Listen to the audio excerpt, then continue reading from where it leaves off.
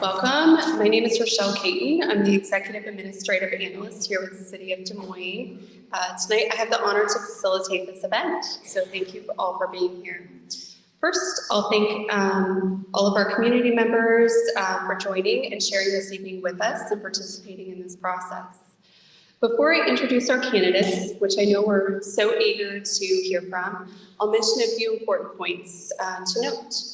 First, as you entered, you passed a table with comment cards. This is important, and we ask that you take the time to fill out those comment cards, as your feedback provides crucial information and an important role in helping our City Council make an informed decision as this process continues.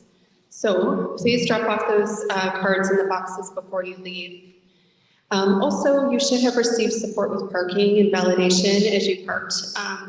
But in the end, staff will be available to assist in the parking lot should you need anything. And as always, if you have any questions, please ask any staff member, as we'd love to help. Next, I'd like to acknowledge and thank Scott Schaefer, right over here. Thank you, Scott. He is the founder and publisher of South King Media. He'll be live streaming this event for the Waterland blog for any and all of our neighbors and community members who couldn't be here with us tonight. On the stage this evening are 4 finalists seeking to be the next city manager of our great city. There have been many steps to get to where we are this evening. I wanted to share a bit about the process leading up to this evening on the part of our candidates.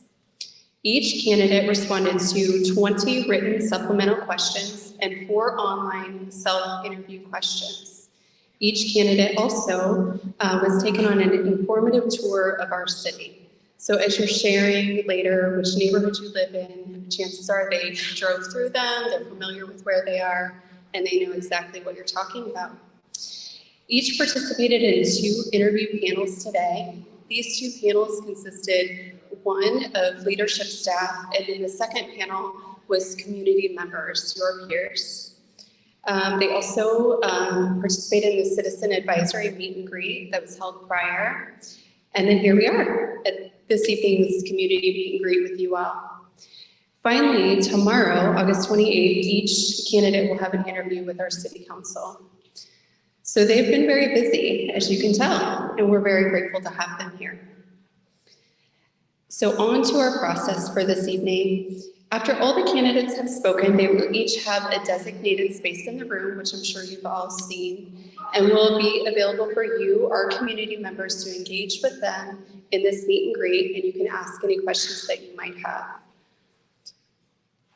Moving on to our candidates, after I briefly introduce each candidate, they will have 10 minutes to further introduce themselves and respond to this specific question.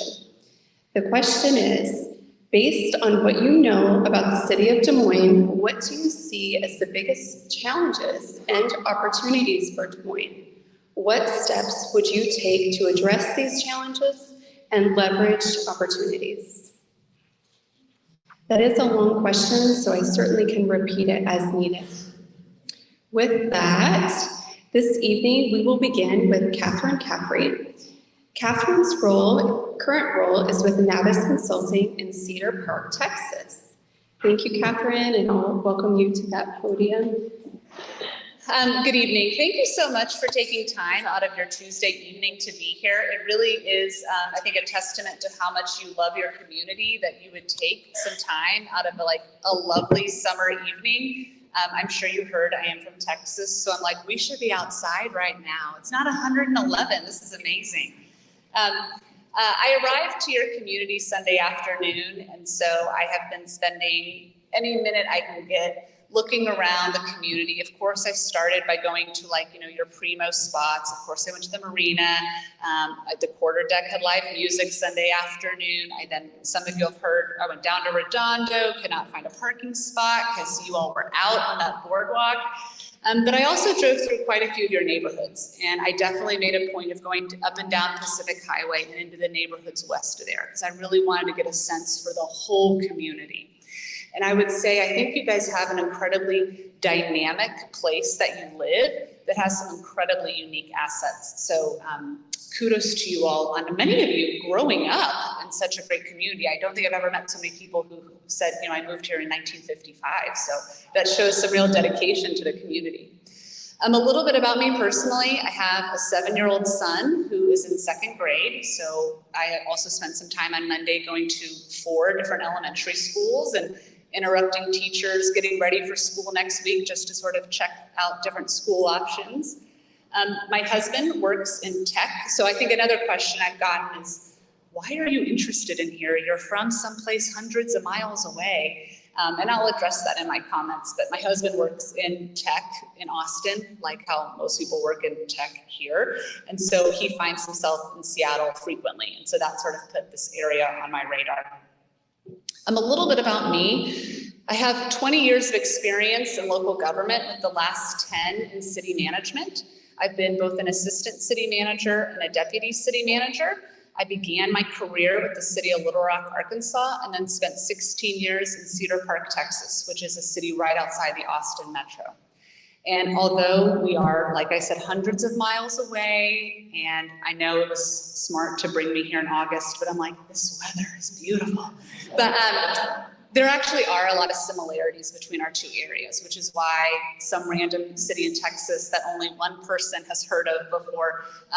Actually, I do think there's a lot of parallels to my skills and experiences there and here. The Austin metro area, much like the Seattle metro area, is a heavily tech-driven economy that is going through tremendous change.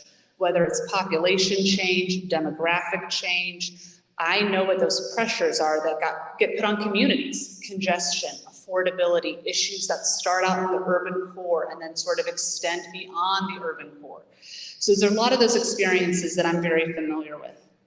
When I started in the city of Cedar Park, the community had a little over 40,000 residents. And when I left at the end of 23, we had over 90,000 residents. So that's a tremendous amount of growth. And although I don't anticipate you all doubling your size, that experience afforded my career a lot of great opportunities. I have managed every single municipal operation that there is. So from police to engineering to capital projects to HR, finance, IT, fire and library, which I know here are county services. So I have a lot of depth and breadth of experience running local government. And I will say, I think the complexities that this community is facing, somebody with a lot of experience is gonna really behoove you. I do have expertise in a couple of areas. The first one is community engagement. Prior to being an assistant city manager, I was the city's director of community affairs. And at the time, I think I joked with somebody who came up to my station that prior to taking on that role, our city staff at the city I was at really viewed community engagement as this like obligatory thing you only did when required. And in that role, I really do take pride that the department I helped build, we really transformed how we viewed community engagement. It isn't something you just do when you have a big project. It's actually a way you operate. That means you make communicating with the city easy. You make opportunities for people to give you feedback easy. And something I probably wouldn't have mentioned, but based on the comments I've gotten today, I do want to say it clearly. If you communicate with the city, they should communicate back. You should get a response. It should be a two-way conversation. So the prompt that we were asked about was really strengths and challenges and opportunities for this community. And as tempting as it is to want to talk about like really sexy economic development projects, which there are opportunities and I will hit on, I think really what I'm seeing the greatest opportunity and challenge here is to really develop a strategic plan. And I know that that sounds very bureaucratic, like some document you'd read at like 2 o'clock in the morning if you couldn't sleep. But hear me out on what I mean by that. It really should be a roadmap that we as city staff and city leadership on your council co-create with you. That is the roadmap for what you want this community to be. And it should do 3 things. You should tell us what you want Des Moines to be. Do you want a safe neighborhood? Do you want a vibrant downtown? Do you want enhanced parks? I mean, it should really be very clearly articulated what success looks like and what your expectations are for this community. Then city staff should really work to come up with some very specific action items for how we can make progress towards those goals. And that isn't something that lives in City Hall. That is a process that you are part of and you get full viewing into. And then the final part that is the most important part and the hardest part is it must be tied to the city's finances. So there's no point in priorities or actions or plans or visioning if there isn't an actual path to make it happen.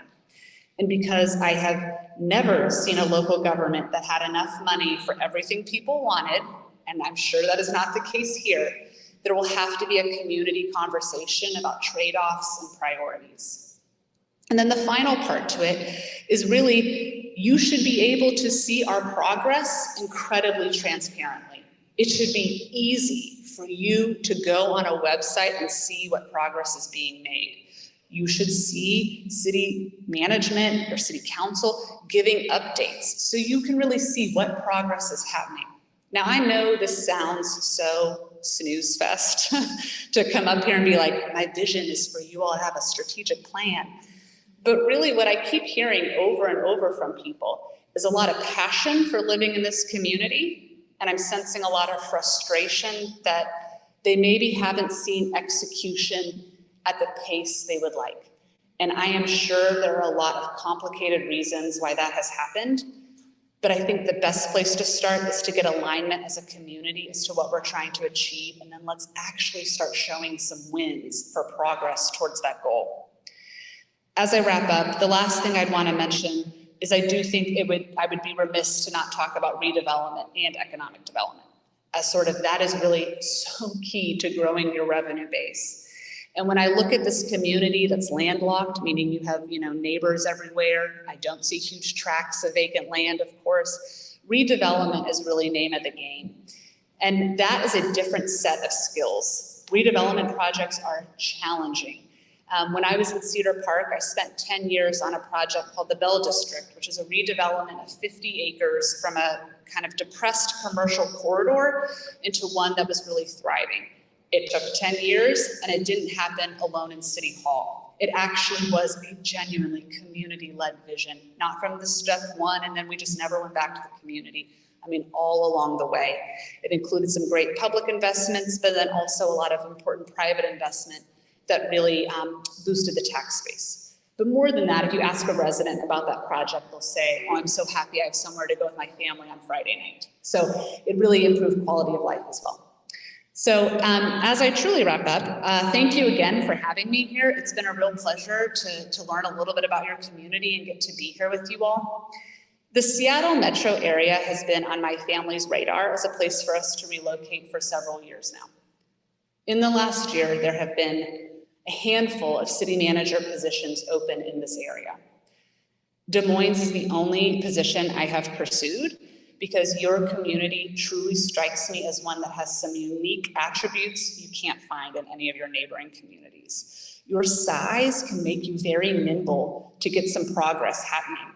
So Des Moines is the only community I was interested in here. So I know afterwards we'll have some time to mingle. If you haven't already come to my station, please don't hesitate to. I'd love to meet you, hear how long you've lived here, and I definitely want to hear what you would like to see in your next city manager because I am all ears. Thank you.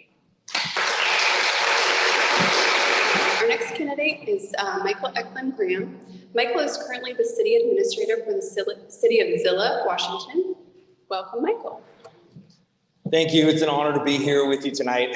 And I'm reminded of a quote from a historian named Thucydides. And it said, we don't say that a person who takes no part in politics is a person who minds their own business. We say they're a person who has no business here at all. And I just want to applaud you all for being here tonight and taking time out of your evening to listen and to engage and to get your questions answered, because in the business of government, it's a public service business. And so we are in the business of serving you. And so what I'm gonna share with you tonight is a little about me, but they're not gonna be my ideas. What I think is more important is to be brief, be right, and be done so that we can spend more time afterwards listening to you, because this is your community. And if I'm lucky enough to be hired here as your city manager, You will be here before and you will be here long after I'm done. And I really see my role in this position as bringing folks together to identify what your priorities are, to listen to what those needs are, and coming up with plans to implement those and really create the positive difference that you all want to see in the community. So I just want to manage expectations. You're not going to hear any earth-shattering advice or perspectives from me because it's more important for me to hear from you. The thing I wanted to start off with is my why. Why the city of Des Moines? My family and I were moving towards Eastern Washington. We were chasing the sun, and we were very excited about moving over to the Palm Springs of Washington State. What we didn't know was that the pandemic was going to let up, and my kids were going to go back to school and back to sports. And my wife, who hates change, said, you know, we think we're good here. The kids are getting back to school. The kids are getting back into sports. We're comfortable. So you go do that. And so for the last couple of years, I've been over in Yakima, and it has been a wonderful experience with a wonderful community, an amazing team of people that frankly will be tough to leave if you offer me the position. But beyond that, my family is here in Browns Point. I have a son who is entering middle school. I have a daughter who is entering high school. And as those of you who have children or remember middle school and high school, we know what challenging years those are. And this is not the time for me to be on the road or on the other side of the state. I need to be home. I need to be present. Just like the person you just heard from, this is the only position that I'm applying for as well, because it is so unique and it is so special. And frankly, it is so close to my house. We've had many date nights coming up here and throwing rocks in the beach and going to Salty's. I wish they would reopen. Going to Anthony's, walking along the marina. There's just so many wonderful things here. I have family here. Wave to us, Wes. Say hi, Wes. Oh, don't be shy. But yeah, there's so many wonderful memories that I have here and so many wonderful things that I see in your community that align with my experience. So aside from just desiring to come home and seeing this as a perfect opportunity, the reason that it's a perfect opportunity is important to note as well. I have served in a whole host of different positions. Some people may say, I don't know what I want to be when I grow up, but I've been an executive mayor, I've been a council member, I've been a planning agency member, been an executive in state agencies, and I have worked passionately on natural resources, urban forestry, economic development, archaeology, and historic preservation. And the thing that is so amazing about Des Moines is you have all of those things that I have worked actively and passionately in my career in one spot. And there's so much here that is worth preserving and protecting, and at the same time, investing in and accelerating action on to make sure that it remains this hometown feel that you all love, that I love to visit and look forward to working in if I'm lucky enough. So that's my why. That's why it connects with me. The thing that I want to talk about, though, that I was asked to is about your challenges. And similar to what you just heard, there is a lack of direction from an outside perspective. And I mean no offense to this, but to say it simpler, there's a YouTube video that went viral a little while ago, and there's a professor, and he has a table and has a big jar with water and big rocks, little rocks, and sand. And he says, how do you get all this stuff in the jar? And the students say, well, it's easy. You just dump it in the jar. This is not hard. But when he does that, you dump it in random order, right? The water overflows and nothing fits. But if you fill that jar with the big rocks first, then the smaller rocks will find their way into those crevices, and the sand will find their way down beyond that, and then the water comes in. Everything fits together. And I really think that what the city of Des Moines needs to do is find its big rocks and focus on those and fill its jar with the big rocks first, just like they talked about in that viral video. Because if everything is a priority, then nothing is a priority. And I think there needs to be a clear set of council goals that is backed by an operations plan, developed by staff, and backed by a financial plan that is very clear and very transparent, that shows what we can afford and what we can afford. Because really, at the end of the day, you should be spending one-time money on one-time things and ongoing money on ongoing things. And when you mix those up, you run into challenges. And if you keep doing that over and over and over again, you're going to get to a point where you can't walk back from that. And so focusing on sustainability from the perspective of financial management, from the perspective of community engagement, from the perspective of strategic planning, and from the perspective of economic development, which really focuses on and emphasizes all the things that we love here in Des Moines. And it's really focusing on those natural assets. And by that, I don't mean just the green things and the beautiful blue ocean out there, but there are things that are unique here, unique businesses, unique experiences. I mean, you look at the Mass Center, you look at Highline College, you look at the business district, and you look at the downtown. There's so many things that exist here that don't exist in other places. And you really need to accentuate those and invest in those while still maintaining that hometown feel that people love and all the wonderful community events. My son and I were just here at the Farmers Market and the Brews and Blues Fest. And no, we did not go inside, we stayed on the outside. But it's great to, A, come to these events, but B, it's great to listen to people and engage with them of what opportunities do you see? And I was talking with Brian, who's the chairman of the Blues and Brews Fest, and he was saying, you know, we used to be a little more collaborative. We used to come together and we used to, you know, basically all work together to have a solid, clear investment for the community. He's like, we're still doing that as the Rotary Club and as this group, but there used to be more of us all working together. And I thought that was really neat. And I heard that. There's another woman named Amber, and she works at the Bean Hut, and she was telling me at the farmer's market, she goes, yeah, we're really excited for the farmer's market and the growth of what's happening here.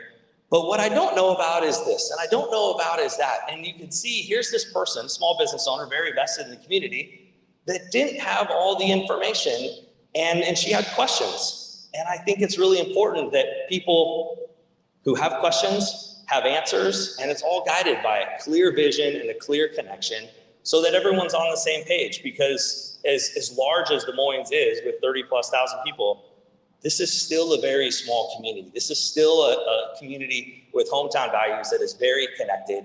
And there needs to be a clear direction, and there needs to be a clear communication plan that protects and invests in all those natural assets with a financial plan and a focus on sustaining the economy, the natural resources, and the finances that make it all happen, and all the wonderful community events that you have here. And as your next city manager, if I'm given the opportunity to do that, that's the commitment that you would see from me. Not to come and share with you my ideas. It's your community. But I would be at the hub of listening to the residents and the businesses and the boards and the commissions and the council, and helping everyone in their respective roles come together and be the best that they can be, because together, all of us are smarter than any one of us. And that means for any individual or any club or community organization or body.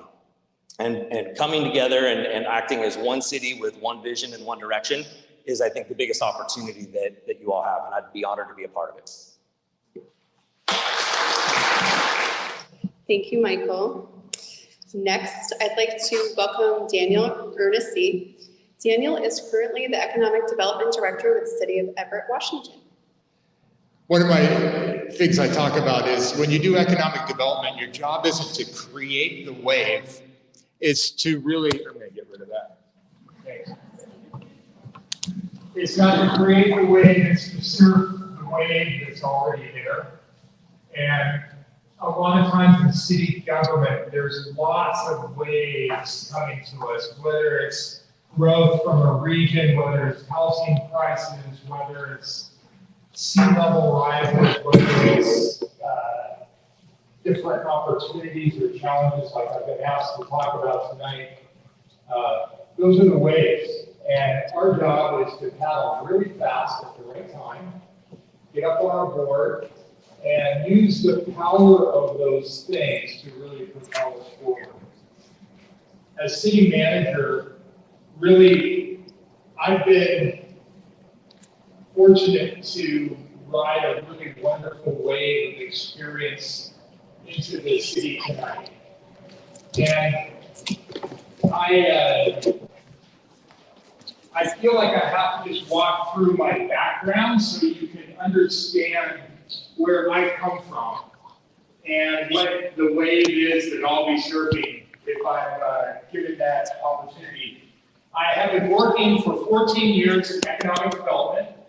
That means I'm the liaison between the private sector and the public sector.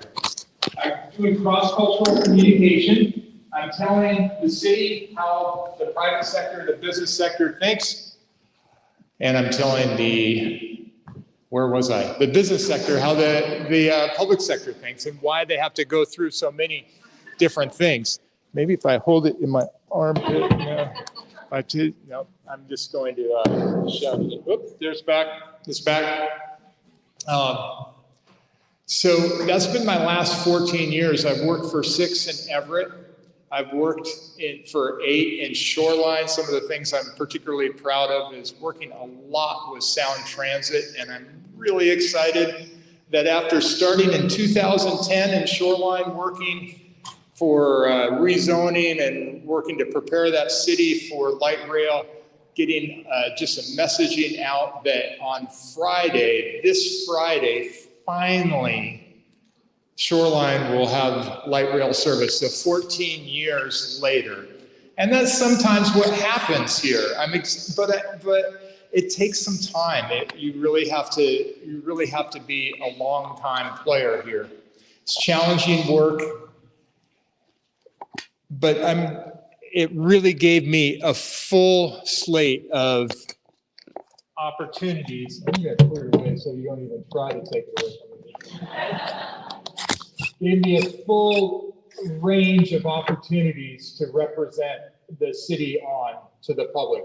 Before working for cities, I was in the private sector. I was a real estate developer. We built over 1,000 units throughout the Puget Sound region, 5 shopping centers. I worked in Covington. I worked in Issaquah. I worked in Mill Creek, Snohomish, Seattle, Marysville. And I built communities. I actually built communities. And when we got done with the Mill Creek Town Center, I swear we could have run for any office in the city we wanted. And everyone would have raised their hand because they were so excited about the investment and the placemaking that happened there. But before that, I was building communities in a different way. I was working for about another number of years in the church. I had worked as an associate pastor, administrative pastor. I ran all the small programs. I built a church. We kept growing, so we went from one facility to the other facility, and then we went to another facility. And I was responsible for a lot of the nuts and bolts of how to do that. And that was exciting. Along the way, I got married. I had a couple kids, wonderful family that I was fortunate to have. I named our kids' middle name as Rain and Rainier, so you can tell how PNW we are, right? So before that, I was in higher education. I have 2 degrees. I have a bachelor's degree from the University of Washington and a master's degree from the University of British Columbia through Regent College. And along the way, I got to play football under one of the greatest coaches of all time, Don James. And that's just such a great experience.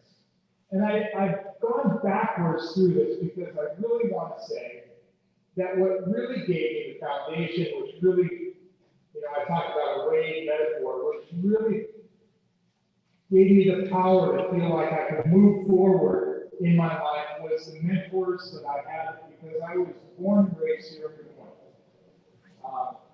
Moines. My teachers, my coaches, my parents, my friends' parents, my friends themselves, all those people really built in me who I am now.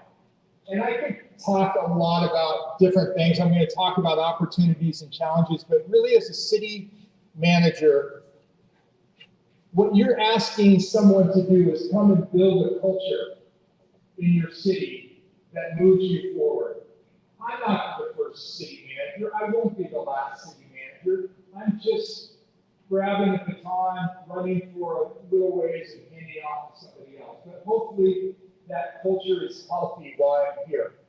What the elements will be in the culture that I try to build is respect for others, solving problems with creativity, and creating really a culture where those problems can be solved with creativity, which means a place where you can be affirmed and you can think differently, but you're not beaten down.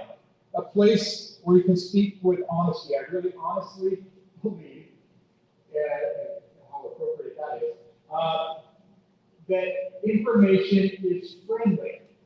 It should never be used as a club. It should never be used to control people. Oh, I've got that information, you don't. It's a terrible thing to do, especially in the city. We should be very open with what we're doing and how we're doing it. And, you know, we've got such a fantastic group of candidates. I don't care which one you pick. Des Moines is going to be a winner. By the way, I'm bilingual. Sometimes I say Des Moines and sometimes I say Des Moines. And I can do either way. My fourth thing is I was trained to work with excellence. One of my mentors, I knew him when I was a kid. He was a Sunday school teacher, and his first job going engineer. Well, it turns out John Roundville went on to be the lead engineer of the 777 development. I mean, he's legendary in the Boeing world. And I asked him one time, what do you do for a job, John? And he said, I go to meetings. And I kind of laughed, and he goes, no, really, that's my day. I spend most of my day, I have about 20 to 25 meetings a day.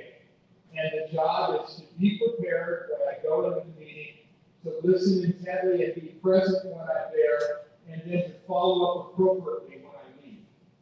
And I did just what I did there. My mouth dropped open, and I realized, oh my gosh, this guy approaches even one of 20 meetings every day with excellence, and he understands how important that is. And so that would be the culture that I'm bringing. Now, as far as challenges, opportunities, the thing that you sent out to me has a really nice written out list. If you want one, they're all in there. They're awesome. But here are some just things that I noticed from today. One, you guys need some big buckets of money. You got to go after grants, and you got to go after King County and Port of Seattle. You got to have a really good crack team working in Olympia and Washington, D.C. The challenge is the 1% levy, the 1% cap on property tax, which funds the basic services. And if I do nothing else as city manager, I'll call every other city manager in the state and say, we've got to go together to Olympia to get this fixed. It completely is a train wreck to make cities spend their valuable time and resources going to the voters to ask them to please do things that become contentious. It just is unsustainable. So that's one. Placemaking. You've got one of the greatest assets in the Puget Sound region in the marina and this beach park. Absolutely fantastic. You've got some great assets in Marina View Drive. You probably need just to continue to work to combine those. And I think that's a great challenge. Great opportunity. The challenge is going to be with success will come a lot of traffic and parking problems. Okay, so regional partners. Great job on Bezos Academy, bringing those guys in, Montessori, free preschool. Everett, I took your lead. I was so proud that Des Moines was #1, and I think Everett was #4 in the Puget Sound region. They're in city facility up there, and so proud of that. So with that, I'll just end with this. The main thing I heard is you want a city manager who can build trust with your community. And I spent all that time talking about my background because that will be job one for me. So thank you very much. Thank you, Daniel. Finally, I'd like to welcome Shannon Kelley-Fong. Shannon's current role is with the City of Lacey, Washington as the Assistant City Manager. Welcome, Shannon. Fantastic. I don't have a stage voice, so I'm hoping this holds up really well and that you can hear me throughout the duration of this. I do want to just make a point here that I have my notes all typed out, so what I'm saying, you're going to hear a lot of repeats, but they were here on paper too. I think we came across some similar conclusions. So I'm very excited to be here tonight with all of you.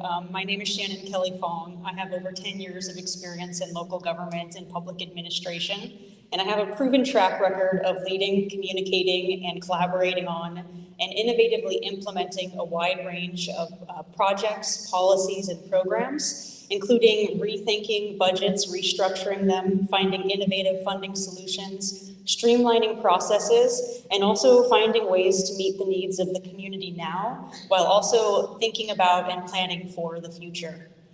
My goal is to help create meaningful change. It's not to change just for change's sake, but to make sure that we're resulting in the development and the delivery of more effective and efficient, accessible, transparent, and stakeholder-centered municipal services. As mentioned, I currently serve as the Assistant City Manager for the City of Lacey. This is a municipality that I think many of you are aware of. It's over 60,000 people. And in this capacity, I lead, and I think much more importantly, I really work to empower my staff in the city clerk's office, our public affairs office, and our city managers, as well as our animal services. And we've done a lot. We've really checked off a lot of firsts for the City of Lacey. This includes creating a city work plan. This is a 2-year plan where there are smarts and identifiable goals and measurements on what we want to do for the organization and what we want to do out in the community. And I think this is one of the things that would be really important to bring to this city in Des Moines. And I'll get into that here in just a little bit more detail.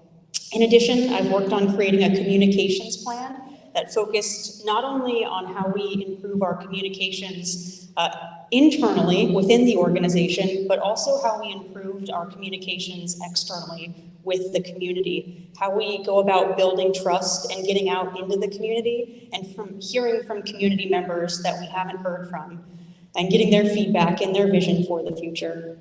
In addition to this, I've been working, and hopefully here in the next couple of weeks, the council will consider a diversity, equity, inclusion, and belonging strategic plan to again find ways that we can remove barriers to participation and hear from all of our community members in the City of Lacey. Also, while serving in this position, I have helped lead the city launch a new website to improve our communications, a new legislative system to get information out to community members at their fingertips, expanded access to our public meetings, and performed a lot of lean projects to streamline our processes so that we can more effectively use our very limited public resources, which have been talked about here previously. I'm also a certified public manager and a Lean Six Sigma Green Belt holder and a graduate of Northwest Women's Leadership Academy, where I teach a course on building confidence, and I also serve on their board of directors. And I think this is such important work because I really want to help empower our future leaders. And this is the same approach that I'd like to take with staff and also with the community. How do we empower everyone to make this community the best community it can possibly be? In my position, I believe that my greatest accomplishments at the City of Lacey, which I'd like to bring here to the City of Des Moines, is number one, creating a collaborative culture across my teams and interdepartmentally, and also working with external stakeholders. I think this is foundational for creating meaningful dialogue and conversations. I also creating mission critical strategic documents, which I mentioned before. I think like my colleagues here have mentioned, this organization could really use a strategic planning document and a work plan to really lay out the future and the North Star for this community. And so that way, the organization and city staff have really great tools and guiding directions for the next step, and that we can start thinking about being more proactive rather than reactive. The third thing is leading what has been affectionately dubbed the Lacey Renaissance, and that's really improving our operational effectiveness and process improvements so that we can do more with the limited resources that we have. And this is certainly something that I think a lot of organizations here in the 21st century are having to deal with and change constantly, because our only constant is change. The last thing that I want to highlight as one of my accomplishments at the City of Lacey that I'm really proud of is strengthening community engagement. And this is getting out in the community, building robust relationships with community members and community stakeholders, meeting people where they're at, and hearing from community members who haven't historically been heard from, because there have been barriers to participation, and removing those barriers to participation. I applied to this community because I think it's very special, and I also think it needs a strategic and visionary change agent like myself, which is what I would describe myself. I think there's a lot of great opportunities here. There's also a lot of great challenges. In reviewing documents and researching the city, one of the things that struck me was the vision statement for this community, which is an inviting, livable, safe waterfront community, embracing change for the future while also preserving our past. And I think the real question is, how do we balance these two divergent needs? And so from researching the conditions here, I've looked at the budgets, I've looked at some of the planning documents, the comprehensive plan feedback, I've discussed this with some community members and also with industry leaders. I think that some of the biggest challenges are, how do we take the limited resources we have to prepare for today and also to prepare for tomorrow? So to be a little bit more specific, I think number one of the challenges, but also a great opportunity for this community, is to build trust with a lot of stakeholders. So this includes building trust with community members, building relationships across the board, whether you are a resident, whether you are a business owner, whether you come here to visit, whether you work here, whether you work for the organization itself, whether it's staff relationships and council relationships and community manager relationships with the staff. I think this is paramount for the other opportunities and challenges that I'm about to go over. The second one is strategic planning. I think we've mentioned this several times. I think this would be a really great opportunity for this city to think about the future and how we're going to accomplish those goals together. And I think this starts with really understanding and listening to community members and setting priorities at the council level, and then finding a way to make those actionable items with the city staff. And so I think what needs to happen is a lot of listening and a lot of dialogue and a lot of conversation. So my goal in the first couple of months as the city manager here would be to get out into the community, to meet with community stakeholders, both formal and informal leaders, and understand from your all's perspective of what's going on, what's some of the challenges, what are some of the opportunities, what are some of the frustrations, and what can we do, what concrete steps can we take here in the future.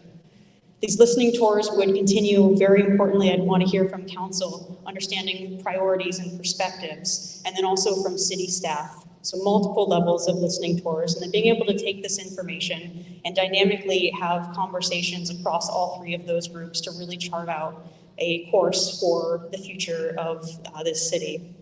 I think connected to this, it's really important that there's also a strong financial plan moving forward. You can't just strategically think and think that that's going to be the reality moving forward. You need to make sure that you're matching those resources, the goals with the resources that are available in the community. So I think we need to take a deep look at our current funding models, our current service levels, and really align that with what's found in the strategic planning and the work plan for this organization. I think this is really important, and I think it requires a lot of work. Even though we've researched a lot of what's going on here across Des Moines, we're only seeing the tip of the iceberg, and we really need to see what's going on under the water and to really gain an understanding and to build relationships. And that requires time, it requires getting out in the community, it requires being available, and those are all things that I'm committed to being. I want to hear, I want to understand, I want to learn so we can make informed decisions on things that are going to impact this community for many years to come. So in closing, like I said, I think we need a lot of listening tours. We need to know and understand what's going on. We need to build to create a work plan and a strategic plan around what the goals are and the priorities are for this community. And as part of this process, I'm committed to being open, available, responsible. My motto on communication is to communicate early, often, and every chance I get. And I really hope I get the chance to communicate with you all. I feel confident that I'm ready to join this organization and work with you all on implementing the next chapter of this community's history. And that includes effectively preparing for change while continuing to honor the past. So thank you very much. Okay, thank you, Shannon. Appreciate that. That concludes this portion of our evening. In just a few moments, our candidates will make their way to their respective tables for the community, you all, to engage with them until 8 p.m. I want to thank you again, our community, for coming out this evening, being an active participant in shaping the future of our city. Thank you.